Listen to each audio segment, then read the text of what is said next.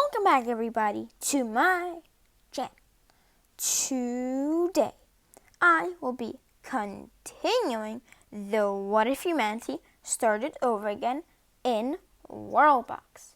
Once again, it's a world in the box. So, before we get started, remember to smash the subscribe button, smash that like button, and you can also ring that bell button. Subscribing not only helps me and my channel, it also encourages me to make more videos like this one. Anyway, now, let's get in the video. So, first let me tell you something. On my channel, we have a rule. You have to be subscribed if you're watching my videos. Anyway, so if you, for some reason, did not see the previous videos, you should definitely go check them out. Otherwise, this doesn't make any sense to you. Anyway, so the map, now, so the names, I changed names. Now they are the same. I just basically said if they are democracy, dictatorship, religious. So as you can see here, I couldn't fit dictatorship, so I just did that. Monarchy is also a thing here. Yeah. So now you can basically get the idea of, how much the world is democracy, dictatorship, monarchy, blah, blah. Just going to be a lot more monarchy now. Yeah, so, today, let's see. So I just quickly want to tell you guys, so if you guys want to change history, as I say in, this series basically, then go in the link in the description, and I kind of have this post there where you can vote if you want me to add to my world cows or sheep, or both actually. So it'll be in the description, and only for a limited time, probably for like just a few more days. So you gotta go fast. Anyway, now let's get in the video. So dictatorships, right? They probably rule the world now. I mean, Roman Vapige, the Rishuk, and the Q-Cat, they have an alliance going, of like the strongest one now. And so the thing is, that's like, everyone hates that, right? And it's probably going to cause this new alliance here to kind of expand rapidly. So, the Shaka and the Am actually reach out to the Egyptian Moon and are like, hey, do you want to form an alliance? Because the dictatorships are probably going to attack us. And Egypt of Moon, also being a monarchy, as the Am and the Shaka decide to actually agree to that, even though they said that they were neutral, as they just don't want to get killed. That's basically it. Now, the Holy Awi, Realm of the Rookie, and Realm of the Aloha, they are all democracies, and they are gonna also form an alliance. So, their first task is going to be taking out the only dictatorship that is not in any alliance. So it's going to be pretty easy for them to do that, hopefully, at least. And they should actually be able to do that easily. Now, Q-Cat, being a dictatorship, they are, they're going to wait for a bit, but then they're actually going to decide to also attack Holy Shapu. So it's kind of a situation like Soviet Union, Poland, and Germany. So fighting immediately happens mostly on the front with Holy Shop and Weefoys, as well as a bit on Tuvaco. And the now even newer allies, Rome the Kohub, actually manages to take the whole country. Now, Q-Cat is not a fan of that, but I mean, they weren't in an alliance, and they are still the strongest. So that's basically everything that matters for them. Although now, because Egypt of Moon joined the Monarchy Alliance, the Dictatorship Alliance might not be the strongest one. The weakest one, of course, is probably the Democratic Alliance, but they are not, so not strong. They're still pretty strong. Anyway, Wasiji of Sun is like the only religious, basically, country, and so remember they took Bioa, which was also a religious country, but they had a whole other religion. So Bioa actually does not want to be in control of Wasaji of Sun. So they are going to try and rebel, but that fails. And so basically, in the religion of Wasaji of Sun, it basically says that if you gotta kill, you gotta kill, but you only gotta kill if the people are going against one of the 4 gods. So they kill a lot of people. Like, literally, they killed their whole entire army and a lot more people. Also, they kind of kill some of the army of the Bipoporo. By that I mean all of it, as they don't believe in that religion. So the city is actually kind of left empty with only 11 people left. And Holy Awi are not a fan that Wasaji of Sun are kind of, doing stuff like that. By that I mean, killing their troops. So they're going to declare war on them. Basically, they're going to try and take the city out. That's it. Now, Wasaji of Sun are not a fan of that at all. So, when Holy Yahweh decide to, peace out with them, Wasaji of Sun are like, no. So, then they ask their ally, Realm of the Riki, to join the war on their side. The Realm of the Riki decides to agree to that, and now Wasaji of Sun actually decides to peace out. So that pretty small war has ended, and the allies are now getting just a bit bigger. Just a bit, for now. So, we have 3 alliances, and every single country has an alliance, right? So, when we have alliances, and everyone especially is in an alliance, there's probably going to be something called another world war. But this time, that is not the case, actually. So, the dictatorships realize that, they can be monarchies. And they decide to try out, basically, the monarchy thing. So, the Rishuk actually are the first ones to change from dictatorships to monarchies. Just like that, the Rishuk are now a monarchy. And, they kind of think it fits them more. So, because of that, they actually decide to join the Shaka, the Ams, and the Egypt of Moons alliance. But then Realm of the Wapish are like, okay, well, I guess I'll have to try it out too. So they try out, and decide to also change to monarchy. Now monarchies are basically when a king, rules the whole country. And QCAT also, they thought about changing, then they decided to stay like that, until they decide not to stay like that. So they actually change to a monarchy. Okay, why? No, not a, I guess they really want to stay in dictatorship, but no. Monarchy. There you go. Okay, now, Wasaji of Sun actually influenced Lufoys to basically have the same religion. So now all of Lufoys has that same religion. And, QCAT doesn't like that. So they're going to go ahead and kill a lot of people. So kill a lot of people, they do. Kill quite a lot of people. A lot of farmers, weirdly. Well, because probably, I don't know why. So they kill quite a lot of people. And, yeah. So, Lufoys does not like that. So, they rebel. And then ask Ajirsk, so that is Wasaji of Sun, to join on the war. And because they have the same religion, they decide to join the war.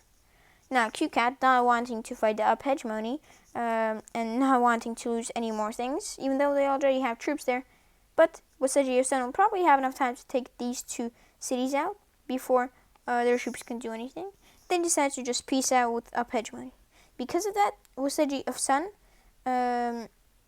forms an alliance with up hegemony. Up hegemony also turns into a religious country. Just like that, we have the second religious country. And now their alliance is actually, well, again, it's the smallest one, but 400 people. That's better than 200 or nothing. So now we actually don't have any more dictatorships, and Rome of the Rapige are kind of the UK now of the world. The Rishuk. So the whole alliance thing, that all dissolves except for the democracies and the religious. So now all the monarchies are on their own, except for the Shaka and the Am. They're just, I don't know, they have this super strong alliance. So Rome of the Rapige, actually, being Rome of the Rapige, decided to attack the Rishuk. Now, it might be hard for them to invade the Rishuk, as they only share the sea with each other, but still.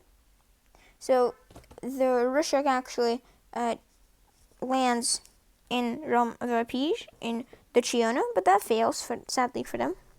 Holy Awi, seeing, and literally all the allies seeing what's happening, decides to perhaps attack the Rishuk too.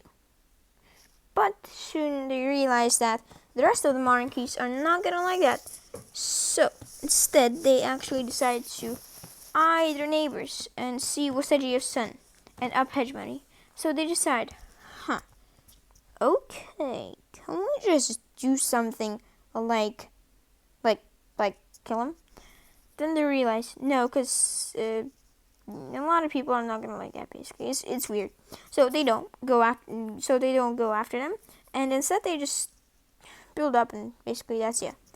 The M, actually seeing the situation the Rishuk are in, also declare war on the Rishuk. Now I'll put it to 5x. The Shaka actually are mobilizing, as well as the M, to declare a war on the Q-Cat. Now the Rishuk, so the AM takes easy care of the Rishuk, taking out Kirksk first, and soon taking out Chiona with close to no work needed. Anyway, Rum of the Rapige, wanting to expand like right now, decides to eye their neighbors, and they don't really see anyone that's like that they can really get, so they wait. And it's a good thing that they waited, because the monarchy party declared war on another monarchy party, the Q-Cat. So the Shaka declared war on the Q-Cat as well as the Am does. So now it's only a moment of time. So Rum of the Rapige decides to wait until all the troops from these provinces move towards the Am. So that happens just a bit, and because they don't want to land where there's so many troops. No, they don't want to do that. So the Rum and the Rapige are just going to wait, but are going to mobilize a bit. Now, Q-Cat actually pushes the Am and the Shaka back. They take from the Shaka Ucheres and from the Am Kuovo. Now, Ucheres is soon retaken by the Am as well as Kuovo. And Tairsk is actually also soon taken by the Shaka, as well as the Wogona. Now, Rum of the Rapige actually decide, and they're very late at this, but they decide that now is the perfect time to attack. And I mean, they're actually kind of right, because troops of Q-Cat actually came and took Uguno as well as Kuovo. So now there's more land to conquer. Now, the Shaka tried to organize an attack as well with some troops from the Am, and they charge into Vuovo, which is actually the city that borders the capital, Boyarsk. So they basically just patrol the whole area, and soon enough they take the whole area. So the Shaka does that. Now they're one of the strongest nations in the world. The troops of the Q-Cat from Boyarsk are able to retake Vuovo, and Wasegi of Sun and Up Hegemony see the situation QCat are in, so they decide to wait just a bit and then perhaps soon attack QCat. Although they decide to actually do it right now, which might have been a big mistake for them or a good thing for them.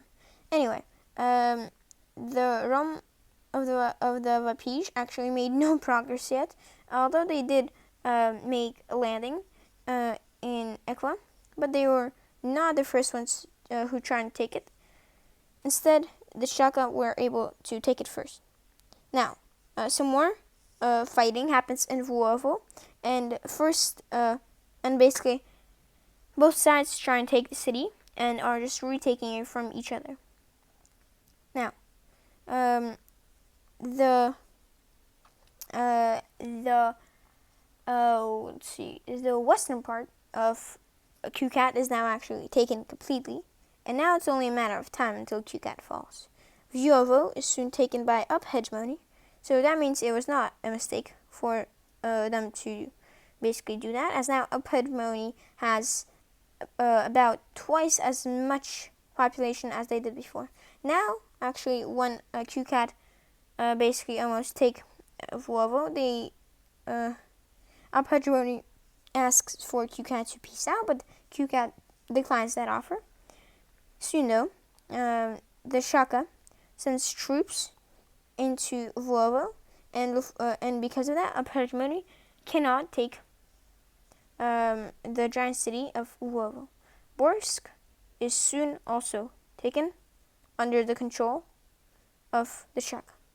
Now, the Shaka is now actually a giant, this whole giant thing, and because of that, they're gonna realize.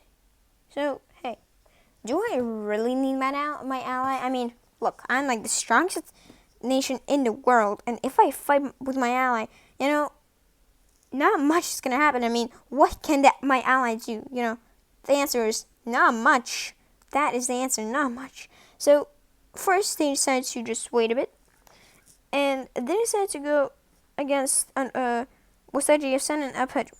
So this is actually the time when religion takes place, and the Shaka is not a fan of this whole religious alliance and just religion thing happening with the Wasaji of Sun and Up Hegemony. So they decide to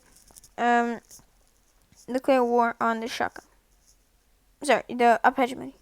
The Wasaji of Sun actually, though, decide not to help their ally, as they would see that as a waste of time. Although soon they realize it's a good idea to actually attack the Shaka, as they might gain these two provinces.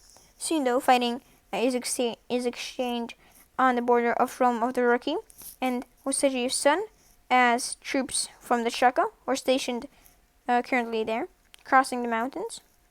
Wasaji of Sun actually wins that battle and tries to proceed in this mountain range where another battle is happening. Now, actually a pretty big one. And Wasaji of Sun actually is victorious for most of the part. And they will soon be seen storming Wagona. They soon storm Wagona. But, too bad for them, their ally is soon taken. And they might be next. They fail to take Wagona, as they lost too many troops fighting before that. Although they organize more troops and decide to launch another invasion after, and if that fails, they want to peace out with the Shaka. The Shaka, though, has other plans, and they want to connect these two colonies with themselves without having to use the Am. Now, the thing about the Shaka, they are now 9 out of 9 villages. So that might be a problem, but it's a problem for later. Now, some more things happen, nothing much actually. Oh wait, they're not at war. So you guys should be at war. Yeah, so Obsidian of Sun actually is there, and they now just want to have a defensive position, because fighting is exchanged on the border of Obsidian of Sun and Lefoy's. Now it looks like the Shaka have a bigger army than the Up Hegemony do, and because of that, they storm the city. But more and more troops of Wasaji of Sun arrive, although still the Shaka they have a lot more troops, and with a lot more of them arriving, they just managed to take out a Pedro. Now, we're going to have and see one last thing. So remember Egypt of Moon? Yeah, so the M actually looks at their ally and they see, hey, you know, I'm not that worse. So they decide to go after Egypt of Moon, and it'll be a pretty good thing if they win. But it'll be very embarrassing if they lose. So they declare war, and immediately they start to send their troops on the shorelines, hoping to land in Egypt of Moon first. Although Egypt of Moon being a smaller nation, which means that their troops can be and just it takes faster for them to do everything. Basically, they managed to basically land on the capital of the Am, which is Tiensk, and a lot of troops land actually. Fighting is exchanged between both sides, and now it looks like the capital of the Am is going to be taken by the Egypt of Moon. Now, the Am asks their ally to join the war, although then they realize they don't need the ally as they defeat the landing without that many threats, or at least so they think for now. A lot of their troops, though, have to go to some random ship, which no, I'm not sure where it's going, but anyway, yeah. WorldBox is weird. Although in that time being, another landing is made, and this time actually the king is killed. The king of the Am is killed. This time also the city and the capital of the Am is taken, and now they actually ask the Shaka to declare war on the Egypt of Moon. The Shaka, being the Shaka, decide to wait out as much as they can, and soon they decide to join the war, but they decide to join the war on the side of the Egypt of Moon. Yes, a betrayal. A giant betrayal. And the world is actually shocked. So the world is shocked. Now the world basically understands that the Shaka are going to be mainly focused on the Am. So, let's see. So because of that, actually, let's see, realm of the rookie. Actually, no. How about realm? Realm of the rookie are going to no. Yeah, so the allies are kind of thinking of attacking too, as they kind of think that the Shaka are just going to be completely distracted on the Am. The Shaka though, being the Shaka, understand that, and are going to have troops on the border, but they're going to be hidden. So, that will actually be it for today. Also, Ekwa is soon taken, and fighting is exchanged all over the country. So, I quickly want to say thank you for you all for basically subscribing. I hope you subscribe though. Anyway, I'm trying to reach 400 subscribers by the end of September. And the end of September, not August. Because August, I mean, come on, that's just a few days left. If you guys pull it off, I'm gonna be crazy. I'm actually gonna go crazy. Anyway, so thank you all for watching. Remember to vote on which animal I should add. Also remember to subscribe, and I'll see you in the next one. Goodbye.